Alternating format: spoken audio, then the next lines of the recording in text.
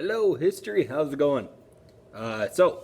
This chapter we've been talking a bit about the Constitution, about Federalists, Anti-Federalists, the Constitutional Convention, and a little bit about the Articles of Confederation too. We're now at our last section of this whole thing, so we're getting close to our actual summative, which will be a short, main, big points of the whole section. All right.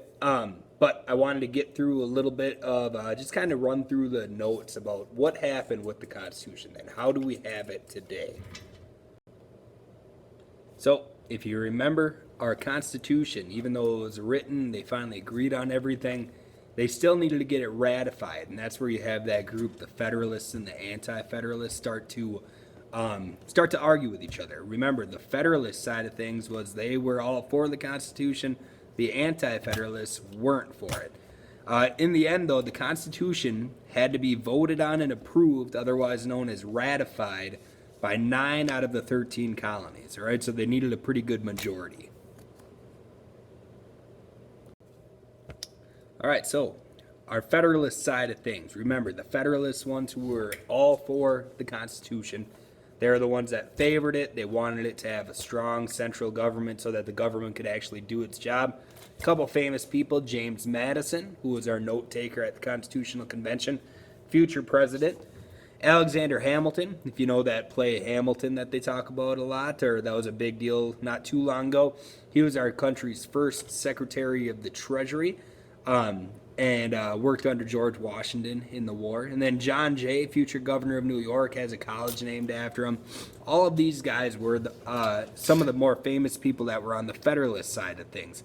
If you remember, as it says down here, those guys wrote 85 different newspaper articles that were called the Federalist Papers, trying to get people around the colonies to support the Constitution and vote yes. So let's just quick go over what the Federalist point of view was that they wanted to have a strong central government.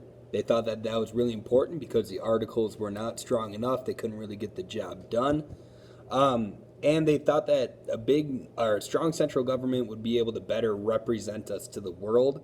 And they thought that the government needs to have that power so that they can make laws, enforce laws. They need to be able to tax people.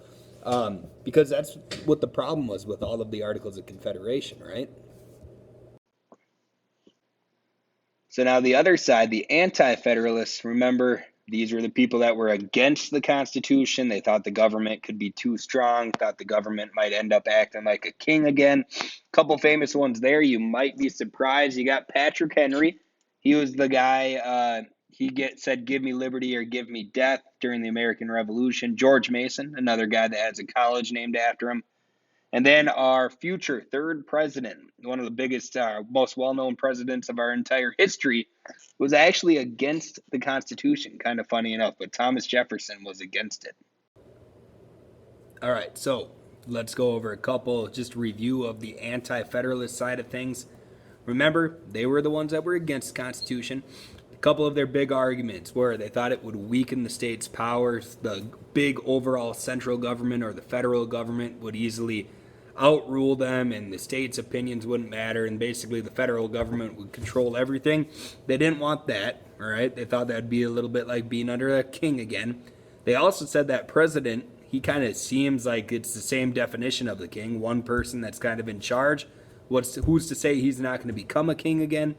And what they really wanted, the Anti-Federalist side of things, is to make sure that you would never have a king again. We want to make sure that it's written down in our set of laws, in the Constitution, in the government, that the government can never take away certain rights. So what they wanted to add was that Bill of Rights, a list of actual rights to the Constitution that says government can't do anything to these.